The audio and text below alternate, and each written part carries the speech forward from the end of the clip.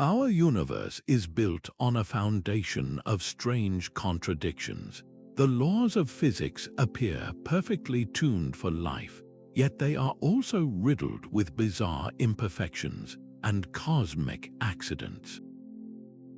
These are not mere flaws, they are clues, and together they point to a staggering possibility. Our reality may be the result of a grand design error, a magnificent glitch in the cosmos. You are about to explore 21 specific scientific anomalies that build this case, from the unsettling fine-tuning of universal constants to the quantum weirdness that defies common sense. By the end of this journey, you will see the evidence for a universe that is not a product of perfect design, but of fortunate mistakes. Why does the vacuum of space have almost zero energy when it should be overflowing with it? And what does a preferred direction in the ancient light of the Big Bang tell us about our origins? What does it mean if our entire existence is built on a foundation of errors? The vacuum of space is not a true void. It teems with a faint quantum jitter, a background energy that should, by all theoretical accounts, be unimaginably powerful. This is the cosmological constant, the energy density of empty space itself. Our first major clue lies in a staggering mismatch between prediction and reality. Quantum field theory calculates this vacuum energy should be colossal, a number with over 120 zeros behind it. Yet when we observe the universe, the value we measure is almost zero. The difference is not a small error. It is the largest discrepancy between theory and observation in all of science. To grasp this, imagine predicting a hurricane and instead finding only the gentlest breath of air. This is not a minor adjustment. It is a fundamental breakdown in our understanding. This near-zero value is no accident. It is a precise and necessary flaw. If the cosmological constant were any larger, even by a tiny fraction, the repulsive force of this vacuum energy would have ripped the universe apart before the first stars could ever ignite. If it were slightly negative, the universe would have collapsed back into a super-dense state almost immediately after the Big Bang. The fact that we exist at all hinges on this one parameter being set to almost nothing. It is as if a cosmic architect designed a skyscraper but forgot to account for the force of gravity, leaving the entire structure balanced on a pinpoint by sheer, improbable luck. Why is the energy of nothingness so perfectly tuned to allow something to exist? This is not a feature of elegant design. It feels more like a critical error that, by pure chance, worked in our favor. This impossible balance brings us to the very shape of reality. The universe is flat, not in the way a table is flat, but in the geometric sense of its large-scale structure. The fabric of spacetime itself shows almost no detectable curvature. This might sound like a simple, even elegant feature, but its implications are staggering. For the universe to be this flat today, its initial conditions in the first fleeting moments after the Big Bang had to be calibrated with an accuracy that defies belief.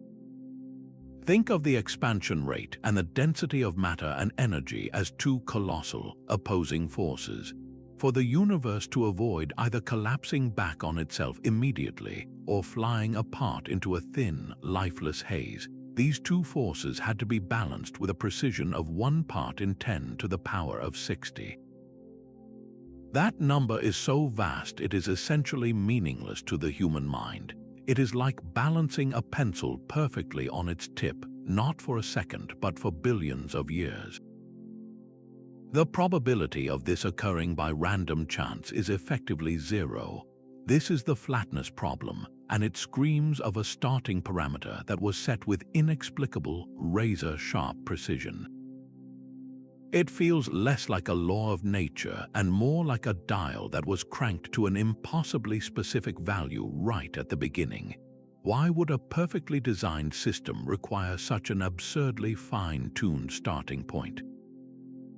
It is as if the cosmic engine was primed with a single, incredibly lucky error, a mistake that just happened to prevent total disaster and allow our cosmic story to unfold. This perfect flatness leads us directly to a deeper cosmic puzzle, a problem written in the oldest light we can see. The cosmic microwave background is the faint, cold whisper of the Big Bang, a snapshot of the infant universe. And it reveals something profoundly strange. No matter where you point a telescope in the sky, this primordial radiation is almost exactly the same temperature. The heat from one side of the cosmos is identical to the heat from the opposite side, to within a tiny fraction of a degree. This should be impossible. Think of 2 cups of coffee placed in separate, soundproof rooms. They could never reach the same temperature unless they were in contact, allowing heat to flow between them. Yet the universe shows us these 2 cosmic coffee cups, separated by billions of light years, are at the same temperature. The problem is, according to the standard Big Bang model, they never had time to get in touch. The universe was not old enough for light or any form of energy to have traveled from one of these regions to the other to even out the heat. They were beyond each other's cosmic horizon, forever out of reach. So how did they coordinate their temperature so perfectly? This is the horizon problem, and it suggests the early universe was somehow interconnected in a way that defies conventional physics. The leading solution proposed is a dramatic fix called cosmic inflation. This theory suggests that in the first fleeting fraction of a second, the universe underwent a growth spurt of unimaginable speed, expanding faster than the speed of light itself. This violent stretching would have smoothed out all the wrinkles, ironing the entire cosmos into the uniform temperature we observe today. But here is the catch. Inflation itself is not a natural consequence of the laws we know. It is a theoretical patch, a piece of code written to fix a bug in the main program. For inflation to start, it required a very specific kind of energy field to exist. For it to stop, that field had to decay in an extraordinarily precise way. We have no direct evidence for this inflated field, only the problem it was invented to solve. It is as if a master engineer built a car that could only start if you pushed it off a cliff, and then designed a complex parachute system to stop it from crashing. The need for such a convoluted mechanism hints that the universe's initial startup sequence was flawed, requiring a secondary, hyper-powered process to correct its own inherent inconsistencies. Why would a perfectly designed system need such a dramatic and finely tuned patch to make sense? This points away from flawless creation and toward a system that required emergency corrections to become stable, guiding our search for answers into the bizarre realm of quantum mechanics. This staggering weakness of gravity is not just a minor curiosity. It is a fundamental imbalance written into the very fabric of reality. Gravity is the force that sculpts galaxies and holds planets in their orbits, yet on the smallest scales it is utterly pathetic. To grasp the sheer scale of this feebleness, consider 2 simple electrons. The electromagnetic force pushing them apart is 10 to the power of 42 times stronger than the gravitational force pulling them together. That number is not just large, it is incomprehensible. It is a 1 followed by 42 zeros. If the electromagnetic force were the strength of a raging hurricane, gravity would be less than the faintest whisper, a force so weak it should be completely irrelevant. And yet it is not. Gravity dominates the cosmos because it has a unique property. It only pulls, it never pushes, and it accumulates over vast distances. Electromagnetism and the nuclear forces cancel themselves out or operate over tiny ranges, but gravity just keeps adding up, one tiny, feeble tug at a time. Why does the force that built the grandest structures in the universe start with such a profound disadvantage? An elegantly designed system might show some harmony, some balance between its core components. Instead, we find a lopsided rulebook. This weakness is not just a strange fact, it is a prerequisite for our existence. If gravity were even slightly stronger, stars would burn their fuel at a ferocious rate, collapsing into black holes long before life could ever emerge on any orbiting worlds. The universe would be a violent, short-lived place. The fact that we live in a cosmos where stars shine for billions of years, allowing for the slow, patient evolution of complex elements and ultimately life, hinges on gravity being almost unbelievably weak. It feels less like a deliberate design choice and more like a forgotten parameter, a dial left on its lowest setting by accident. This fundamental imbalance, this forgotten force, forces us to look closer at the very building blocks of matter, where we find an even stranger and more specific kind of flaw. This arbitrary assignment of mass reaches into the very bedrock of reality. The elementary particles that constitute every atom in your body and in the stars themselves possess specific masses that appear completely random. An electron has a precise weight, while a top quark is over 300,000 times heavier. Science can measure these values with incredible accuracy, but it cannot tell us why they are what they are. There is no grand equation, no fundamental principle that predicts these numbers. They are simply plugged into our standard model of particle physics as brute facts, like a list of ingredients without a recipe. This is not the elegant, mathematical symphony one might expect from a perfectly designed cosmos.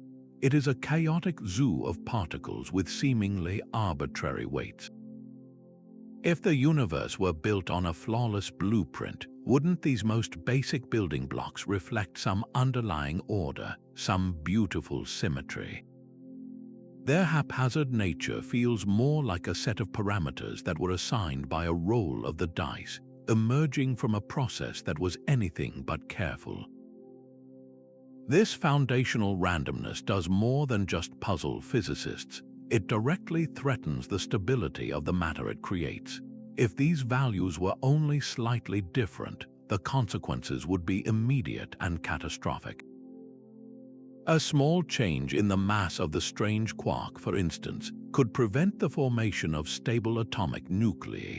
The delicate chains of nuclear reactions that power stars would falter, and complex atoms like carbon, the very foundation of life, would never coalesce.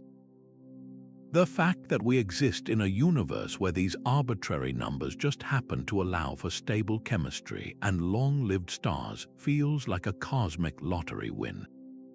It compels a startling question: is the stability of our reality not a product of design, but a fortunate accident locked in by a set of random, unchangeable constants? This precarious balance forces us to look at the particle zoo not as a finished masterpiece, but as a collection of parts that, through sheer luck, manage to assemble into something that lasts. The bedrock of our material world rests on a profound and unanswered question. Why does matter last? At the heart of every atom, the proton is a paragon of stability. These positively charged particles appear to be virtually eternal, with experiments suggesting they might live for longer than 10 to the 34 years, a timescale that dwarfs the current age of the universe. This incredible endurance is the only reason you exist. If protons decayed rapidly, every atomic nucleus in your body, in the Earth, and in the stars would simply fall apart, dissolving the universe into a formless sea of lighter particles. Yet, this very stability creates a deep paradox that unnerves physicists. Many of our most promising grand unified theories, the frameworks that seek to merge the fundamental forces, insist that protons should not be this stable. They predict that protons must eventually decay, transforming into positrons and mesons through processes that would unify the forces of nature under a single, elegant law. But our reality stubbornly refuses to comply. We have never observed a single proton decay. It is as if a fundamental law of physics has been put on pause, or a crucial switch was accidentally flipped off. This is not a minor discrepancy. It suggests that for our universe to exist with stable atoms, the parameters of these grand theories had to be fine-tuned yet again, specifically to suppress this predicted decay pathway. The proton's longevity feels less like a natural law and more like an emergency override, a rule implemented to prevent the entire cosmic structure from immediately dissolving into chaos. Why would a perfectly designed system require such a specific and seemingly arbitrary correction to keep its most basic building blocks from falling apart? This preservation of matter seems almost too convenient, a safeguard that feels less like a foundational principle and more like an error correction coded into the very fabric of reality, forcing us to look at the empty space these stable particles must navigate. But this stability of matter hinges on a deeper, more unsettling instability. The very field that gives particles their mass, the Higgs field, contains a secret flaw in its design. The Higgs is not just a passive background presence. It possesses a specific shape of potential energy, like a landscape of hills and valleys. And according to our best measurements, our entire universe currently resides not in the deepest possible valley, but in a shallow dip on the side of a much larger hill. This is the concept of vacuum metastability. We are living in what physicists call a false vacuum, a state that seems stable but is not the true lowest energy state possible. Think of a ball carefully balanced in a small dent on the side of a steep mountain. It can sit there for a very, very long time, seemingly at rest, but a sufficiently large jolt, a quantum fluctuation, could theoretically knock it out of that dent. It would then roll down the mountainside, unleashing a cataclysm as it falls. In cosmic terms, such an event would not be a simple explosion. It would be a fundamental rewriting of reality. A bubble of true vacuum would form at the speed of light, and as it expanded, it would obliterate the very laws of physics as we know them. Atoms would cease to exist. The forces that hold the universe together would be permanently altered. Everything we know would be erased in an instant. The estimated timescale for such a spontaneous event is almost unimaginably long, far exceeding the current age of the universe. But the mere mathematical possibility is what's so revealing. Why would a perfectly designed cosmos be built on such a precarious foundation? An enduring creation would be settled into the true, lowest energy state, a stable valley from which it could never fall. Our universe, by contrast, appears to be perched in a temporary resting place, a state of contingent stability that could, in principle, be shattered at any moment by a random quantum event. This is not the hallmark of flawless engineering. It feels more like a system that was hastily set up, using a configuration that was good enough to get things started, but with a profound structural weakness buried deep within its code. This inherent precariousness, this sense of a universe holding its breath, forces us to confront the bizarre rules that govern these very fluctuations, the strange and counterintuitive laws of the quantum world. This fundamental precariousness is mirrored by a deeper layer of cosmic uncertainty. The rules that govern the smallest pieces of reality are not the strict, predictable laws you might expect. At the subatomic level, the universe operates on a principle of pure chance. Quantum mechanics reveals that particles like electrons do not possess definite locations or properties until the very moment we observe them. Before measurement, they exist in a cloud of potential, a mathematical abstraction called a wave function that merely describes the probability of finding the particle here or there. This is not a limitation of our technology. It is a fundamental feature of reality. An electron is not secretly in one place, and we just do not know where. It is genuinely in all possible places at once, a blur of maybe and perhaps until an observation forces it to pick a single, concrete state. This inherent randomness, known as quantum indeterminacy, is the engine behind the very fluctuations that could, in theory, trigger a vacuum decay. While this probabilistic nature allows for spontaneity and the emergence of genuine novelty in the cosmos, it stands in stark contrast to the idea of a perfectly predetermined and controlled design. In a meticulously planned universe, you would expect the foundational level to be a masterpiece of clockwork precision, where every cause has a definite effect. Instead, we find a system that is fundamentally fuzzy, where the most basic events are not guaranteed but merely probable. It is as if the cosmic code was written with a random number generator at its core. This is not an error in the sense of a glitch, but it does suggest a design that incorporates dice rolling into its very foundation, a system that relinquishes absolute control. Why would a perfect architect build reality on a bedrock of chance? This inherent fuzziness compels us to pull back from the quantum world and examine the grandest possible structure, the shape of the entire cosmos. The profound randomness at the quantum level is overshadowed by an even more fundamental strangeness at the birth of the cosmos. The universe possesses a built-in direction, an arrow of time that forever points from the ordered past toward the disordered future. This arrow is governed by the second law of thermodynamics, an unbreakable rule stating that entropy, the measure of disorder in a system, must always increase. A cup of hot coffee cools to room temperature, never spontaneously reheating itself.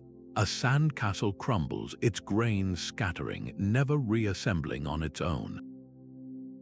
This relentless march toward chaos defines our experience of reality, but this law presents a stunning paradox when we run it in reverse, back to the very beginning. If disorder always grows, then the universe must have started in a state of exceptionally low entropy, a condition of unimaginable order and precision.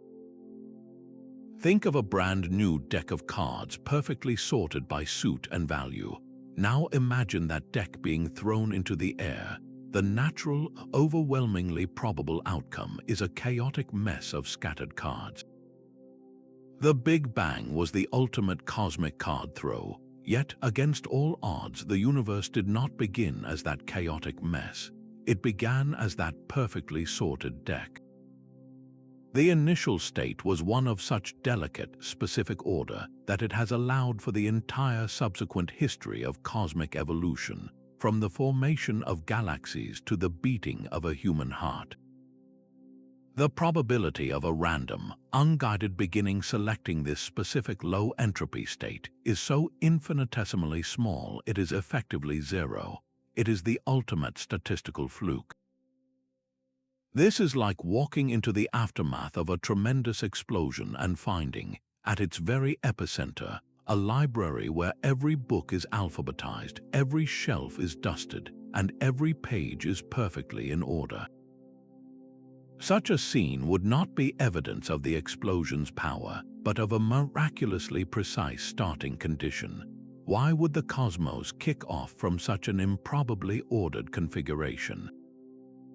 A perfectly designed system might not need such a bizarre and specific boundary condition. This low-entropy beginning looks less like a planned foundation and more like a cosmic cheat code, a single, incredibly fortunate roll of the dice that set the entire arrow of time in motion. This inexplicable initial order finds a strange echo in the way matter is arranged on the grandest of scales. This inexplicable initial order finds a strange echo in the way matter is arranged on the grandest of scales. When scientists created the most detailed map ever of the cosmic microwave background, They expected to see a beautiful, random tapestry of hot and cold spots, a final confirmation of cosmic uniformity. Instead, they found something that made them give it a chilling nickname, the axis of evil. This is not a malevolent force, but a statistical horror for cosmologists. The map revealed large-scale patterns and alignments in the temperature fluctuations that seemed to be correlated with the plane of our own solar system. Think of it like looking at a global weather map and discovering that all the major storm systems are subtly aligned with the street you live on. According to everything we understand, this should be statistically impossible. The universe is supposed to be isotropic and homogeneous, meaning it should look the same in every direction with no preferred center or axis. The cosmological principle, a foundational idea of modern science, depends on this. The axis of evil anomaly directly challenges this principle. It hints that the universe might have a subtle lopsidedness, a preferred direction baked in from the very beginning. It is as if the initial data set of the cosmos was not perfectly randomized. There is an artifact left over, a fingerprint of the creation process that was never fully erased. This is not a minor imperfection. It suggests that our position in the cosmos, or the initial conditions themselves, are not as arbitrary as we believed. Why would a flawlessly designed universe show a correlation between its grandest structures and our tiny, local solar system?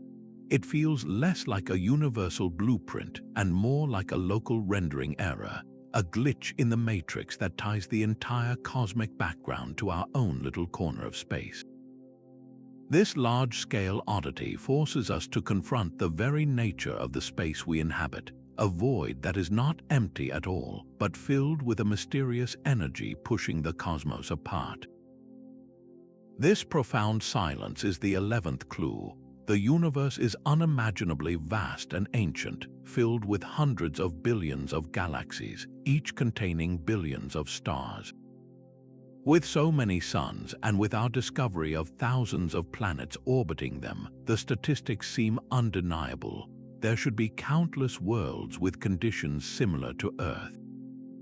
The numbers suggest the cosmos should be a bustling metropolis of civilizations, a vibrant interstellar community. Our own galaxy alone should host thousands of advanced societies. And yet, when we listen, we hear nothing. When we look, we see no signs of construction, no beacons, no visitors. The sky is silent. This is the Fermi Paradox, the stark contradiction between the high probability of extraterrestrial life and the total lack of any evidence for it. One of the most compelling solutions to this paradox is deeply unsettling. Perhaps there is nothing inherently special about us, but the process that created us is. The emergence of life from non-living matter, abiogenesis, and its subsequent evolution toward intelligence might not be a common, inevitable process.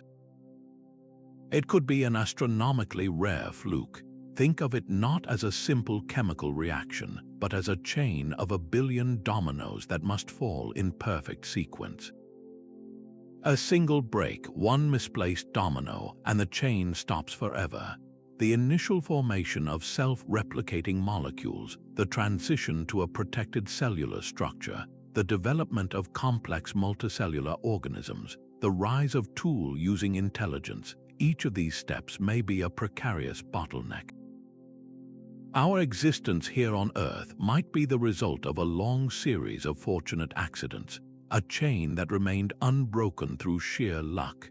This great silence, then, is not a sign of our insignificance, but a testament to our improbable fortune.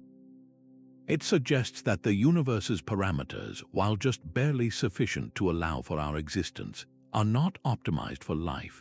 They create a cosmos where the pathway to consciousness is a narrow, treacherous corridor, not a broad highway.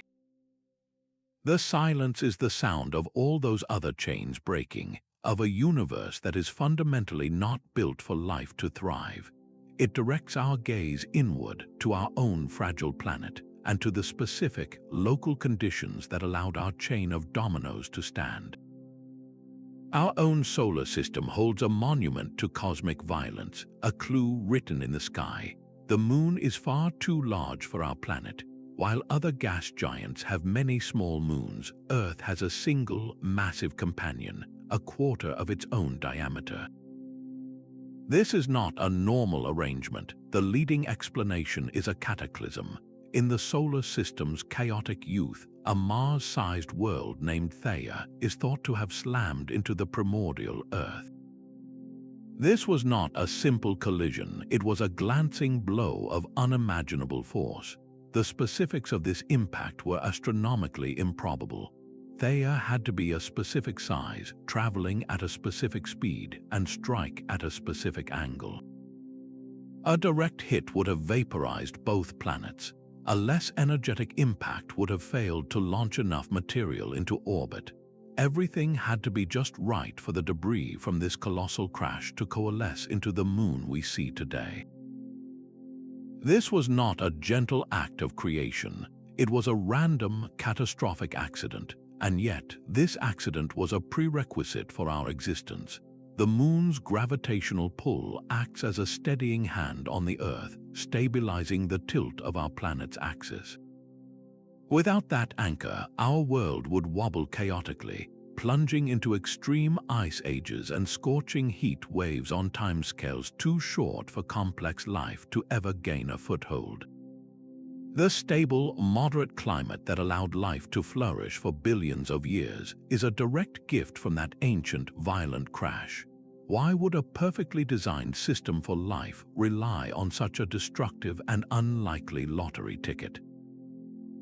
An elegant design might have placed a stabilizing moon through a gentle, predictable process. Our reality, instead, seems to have stumbled into habitability through a series of fortunate errors, a planetary disaster that, by sheer chance, created the perfect conditions for a living world. This local fine-tuning, this dependence on a single catastrophic event, extends its influence to the very heart of our solar system. That protective shield in our own celestial neighborhood depends on a delicate and improbable arrangement.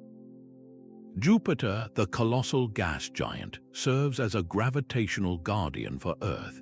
Its immense mass acts like a cosmic vacuum cleaner, its gravity deftly capturing or flinging away countless comets and asteroids that would otherwise hurtle toward the inner solar system.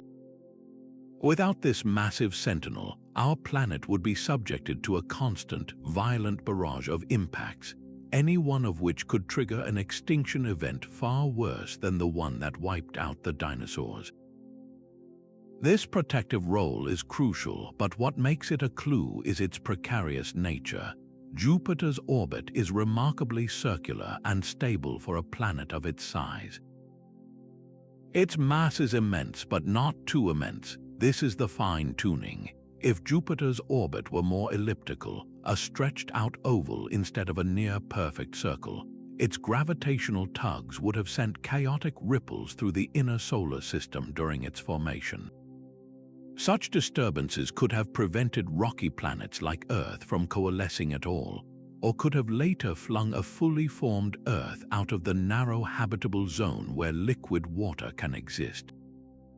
Similarly, if Jupiter were significantly more massive, its gravitational influence would have been too overpowering, disrupting the delicate dance of planetary orbits and turning the solar system into a chaotic shooting gallery. The fact that we have a giant planet in just the right place with just the right mass to provide protection without causing destruction feels like another cosmic lottery win. It is not an obvious feature of planetary system design. In fact, many of the exoplanetary systems we have discovered show gas giants in wildly eccentric orbits, often dubbed hot Jupiters, that would make the emergence of a stable, life-bearing world like ours virtually impossible. Our solar system's architecture, with its carefully placed giant, appears to be a fragile and fortunate exception. Why would a perfectly designed universe rely on such a precarious and seemingly random configuration for planetary safety? This arrangement feels less like a planned defense system and more like a fortunate side effect of a chaotic construction process where the rubble just happened to fall into a protective pattern. This cosmic fine-tuning extends its reach into the heart of the atom itself. The very elements that constitute our bodies were forged in the nuclear furnaces of stars, and the pathway to their creation is littered with staggering coincidences.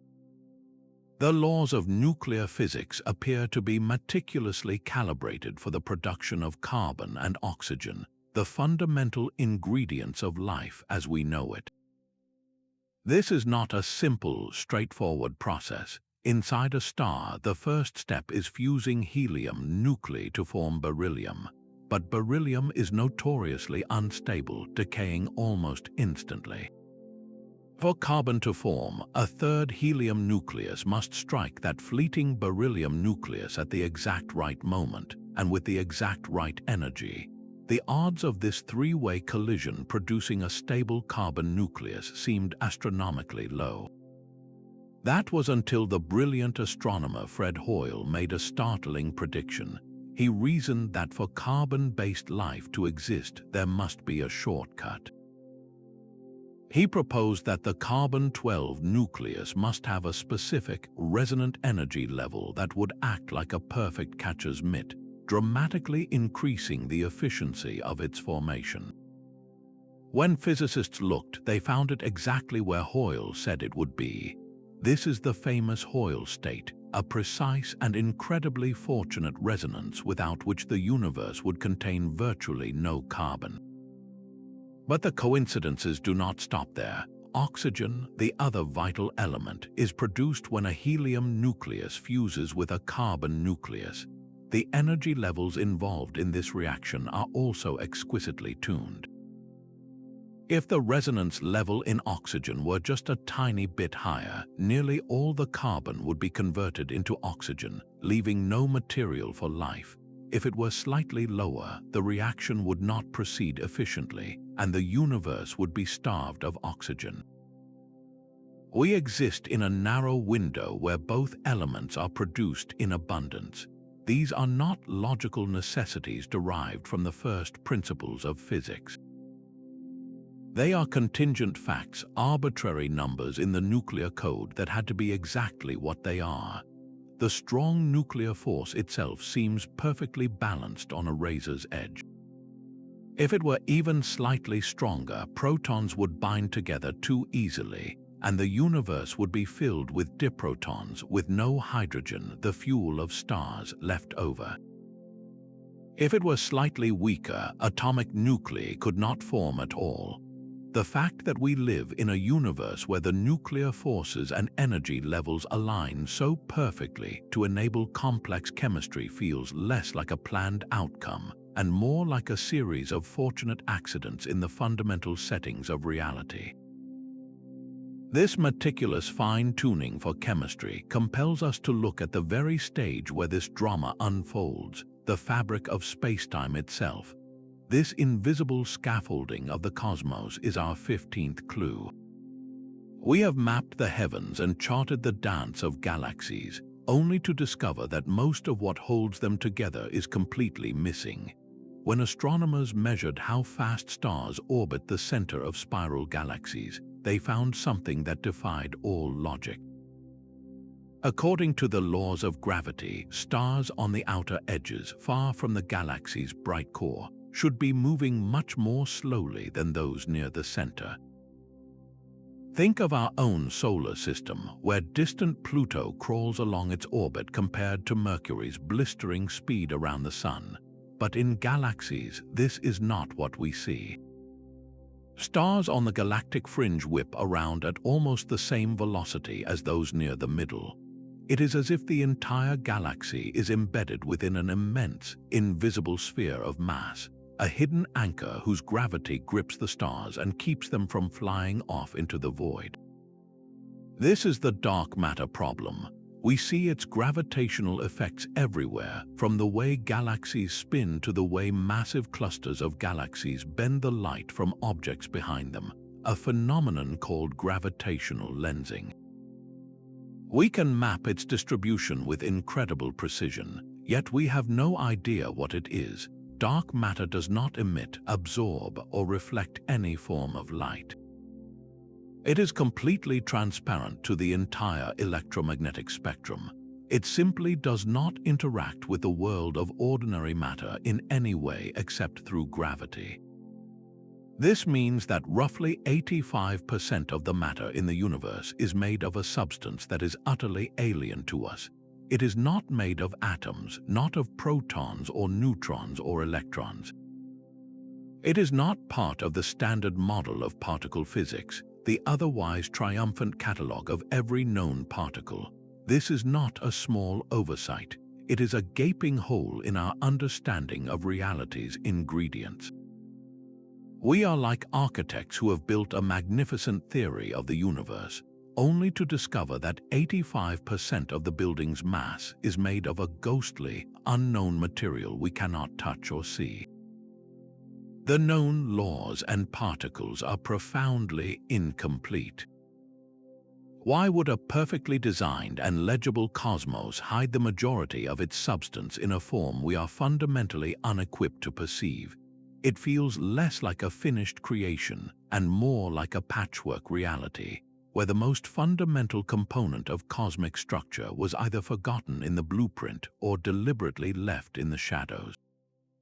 This overwhelming presence of the unseen is compounded by the discovery of a force that is actively tearing the cosmos apart. This accelerating expansion is driven by a force so baffling it has been named dark energy. It is the simplest explanation for that near-zero cosmological constant we encountered at the very beginning, but its true physical nature remains a complete mystery. Think of it this way: we have identified the symptom, the universe is flying apart faster and faster, but we have no idea what is causing the sickness. This is not a minor puzzle. Dark energy is not a background player, it is the dominant force in the cosmos, constituting about 68% of the entire universe's energy budget. Combined with dark matter, these two invisible, unexplained entities make up a staggering 95% of everything that exists. Everything we can see, every star, every planet, every human being, is constructed from the remaining 5% of ordinary matter. We are the exception, a mere afterthought in a cosmos ruled by shadows.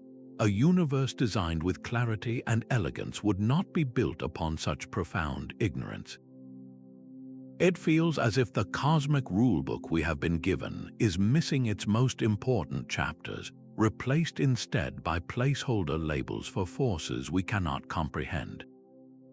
The very fabric of reality appears to be running on hidden variables, its true mechanics deliberately obscured from view.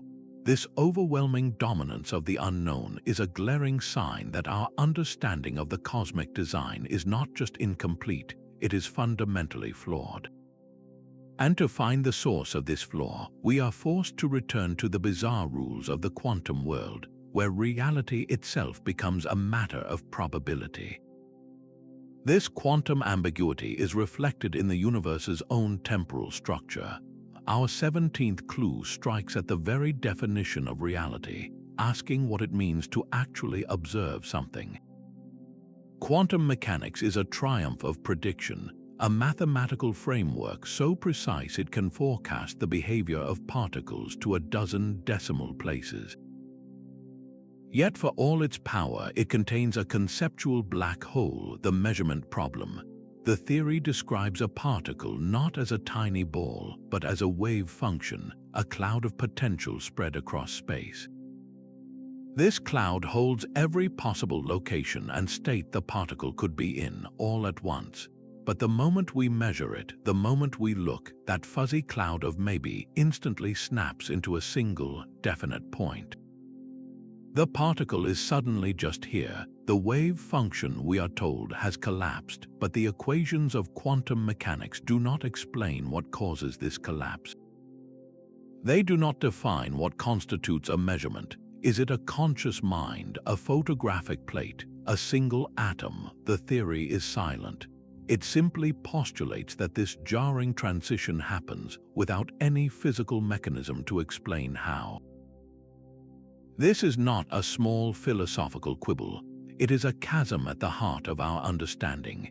To bridge it, physicists have proposed radically different interpretations, and each one feels like a workaround for a problem the main code cannot solve.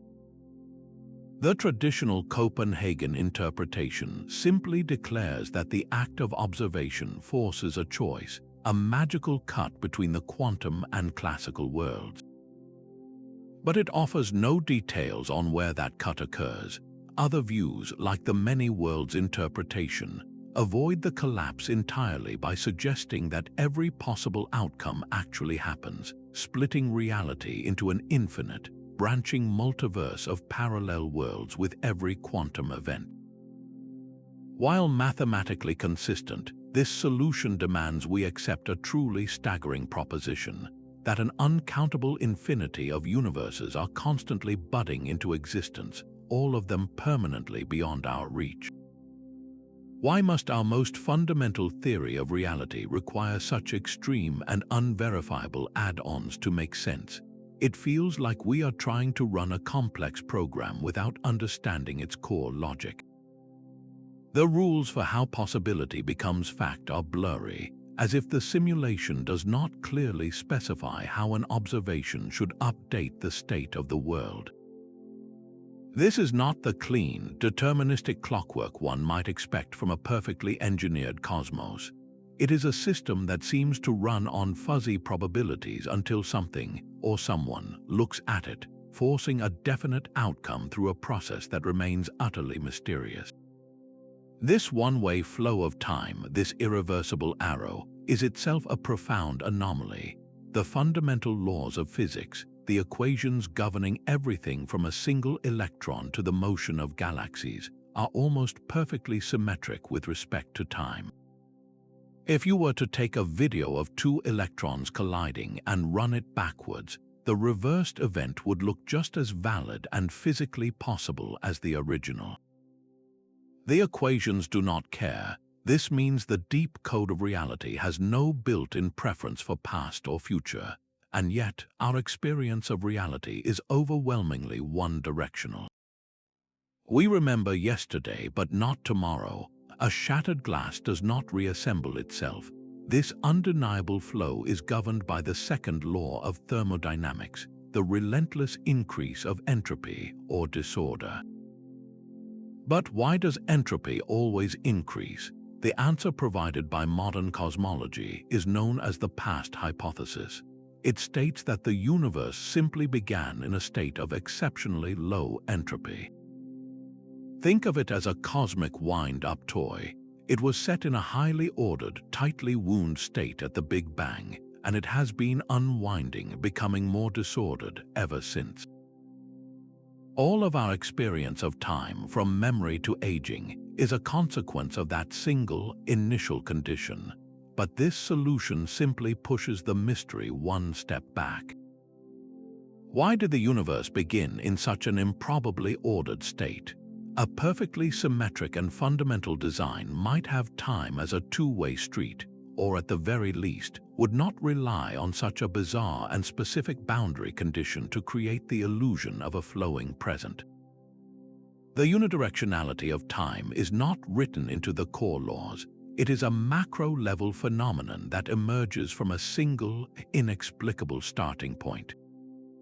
It feels less like an inherent feature of the cosmos and more like a consequence of a particular setting chosen at the beginning, a derived property that highlights the profound peculiarity of our origins.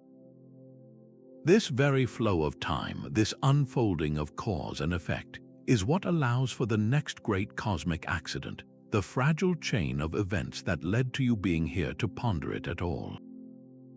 This trail of cosmic imperfections leads us directly to the very blueprint of life itself.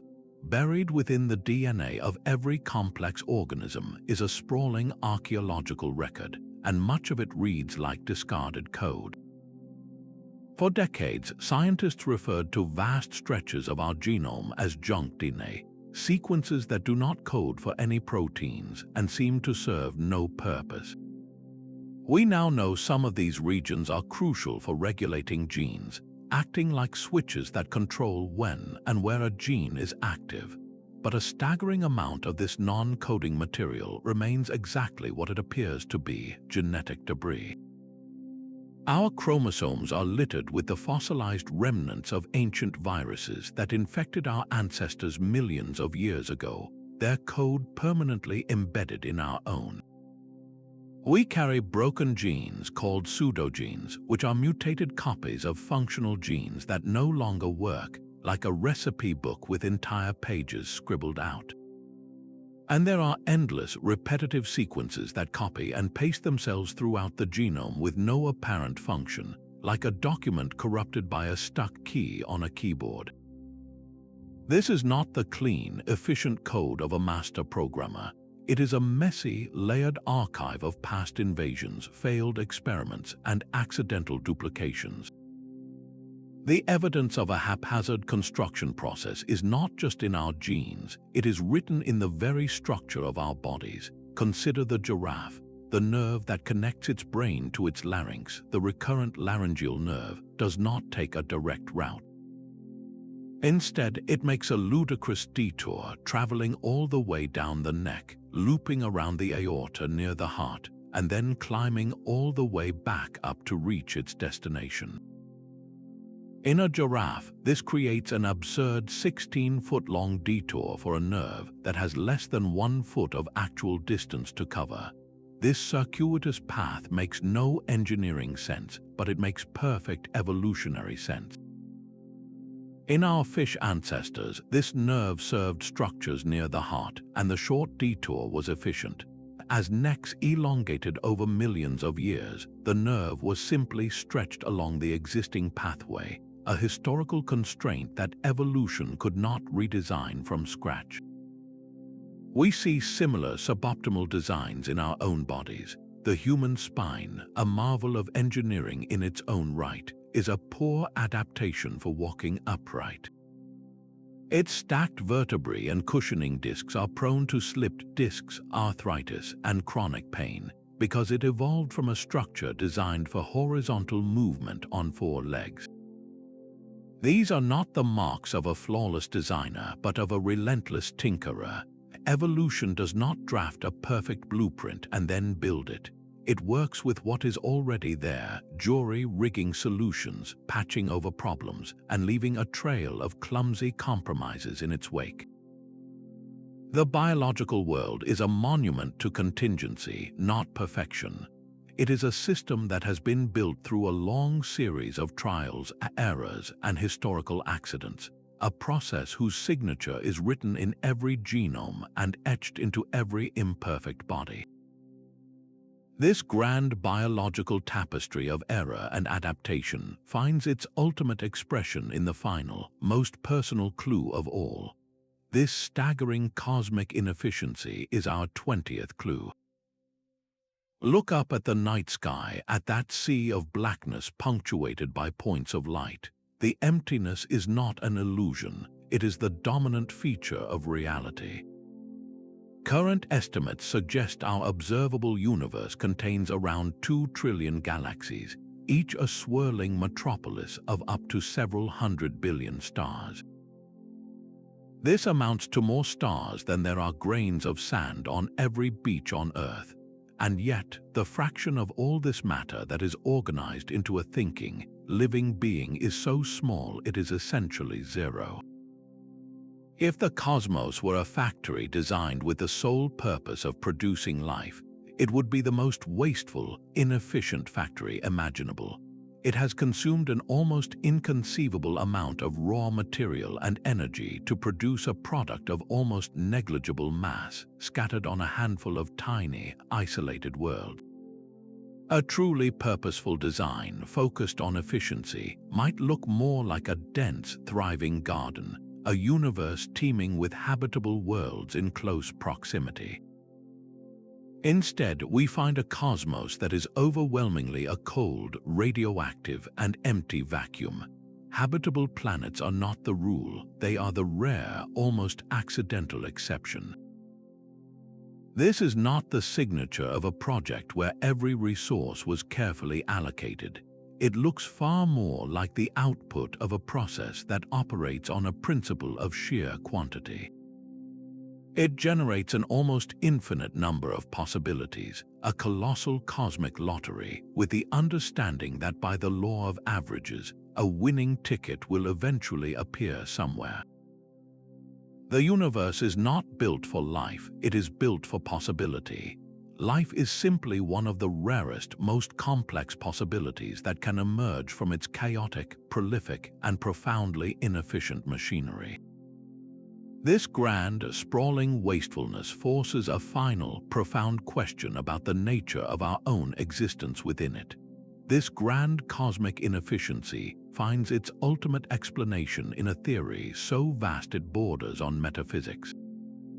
The sheer accumulation of these 20 clues, each pointing to a universe improbably suited for life, has forced science to confront a radical possibility, the multiverse. If our single universe appears too finely tuned to be a random accident, then perhaps it is not alone. The multiverse hypothesis proposes that our cosmos is just one bubble in a frothing, infinite sea of universes, each with its own unique set of physical laws and constants. In this unimaginable ensemble, the strength of gravity, the mass of an electron, and the value of the cosmological constant are not fixed. They are random variables set to different values in each new cosmic bubble. Most of these universes would be stillborn or barren, their laws too hostile for any structure more complex than a hydrogen atom to form. But in a near-infinite set of possibilities, a handful of universes will, by pure statistical chance, have all the dials set just right. We do not live in a special universe, we simply inhabit one of the rare ones that can support life. This is the ultimate answer to the fine-tuning problem, but it comes at a profound cost. It explains our local perfection by invoking a meta-reality of cosmic chaos, an endless landscape of failed experiments. From a certain angle, the multiverse is the grand unified theory of error. It suggests our universe, with all its seemingly deliberate laws, is not a product of design but a magnificent glitch, a fortunate anomaly within a system that predominantly generates lifeless voids. The fundamental truths we have worked for centuries to uncover are not universal at all.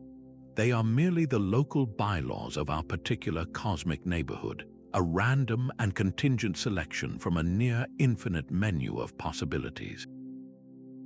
This overarching idea ties every previous clue into a single, staggering narrative, from the weak force of gravity to the precariousness of the Higgs field.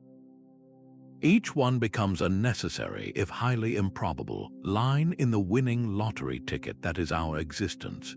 21 distinct clues scattered across cosmology and quantum physics have led us to this single, unified picture. The near-zero energy of the vacuum, the inexplicable flatness, the silent sky, the arbitrary particle masses, the junk DNA in every cell, each one is a thread in the same tapestry. When viewed in isolation, any single anomaly could be dismissed as a curiosity, a problem for physicists to solve.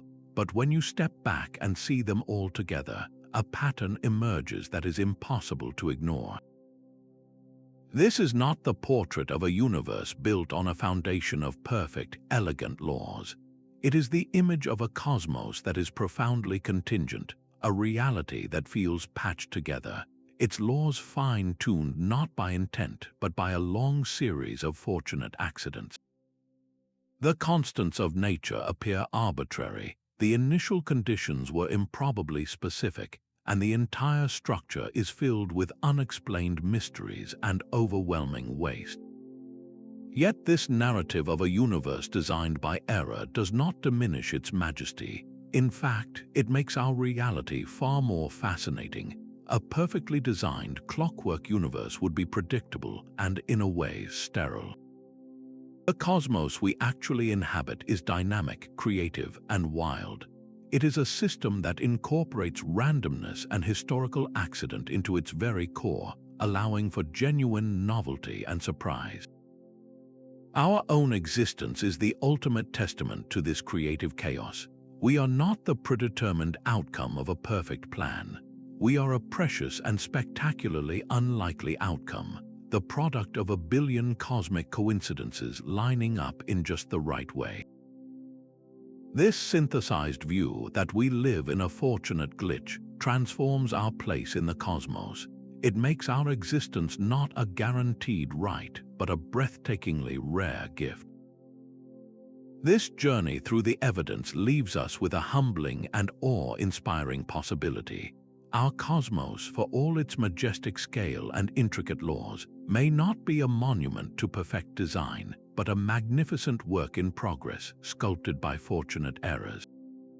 The fine-tuned constants, the ghostly dominance of dark matter, the biological relics of junk DNA, they all weave together into a story of cosmic contingency. This is not a universe that guarantees life, but one that, through a staggering series of statistical flukes, permits it. Such a perspective does not rob our existence of meaning, it saturates it with a profound and precious rarity. We are not the central purpose of a grand plan, but we are the universe becoming conscious of itself, a fleeting and beautiful spark in the immense dark. This interpretation, built on the bleeding edge of scientific discovery, remains a speculative framework, a story we tell to make sense of the profound mysteries that still surround us. It invites us not to settle for easy answers, but to embrace the wonder of the unknown. The greatest discovery may be that the cosmos is far stranger and more creative than we ever imagined. What do you think lies behind these 21 clues? Does the evidence whisper of a designer, scream of a fortunate glitch, or hint at something beyond our current comprehension? Share your perspective in the comments, and if these cosmic mysteries have captivated you, subscribe for more journeys to the edge of our understanding.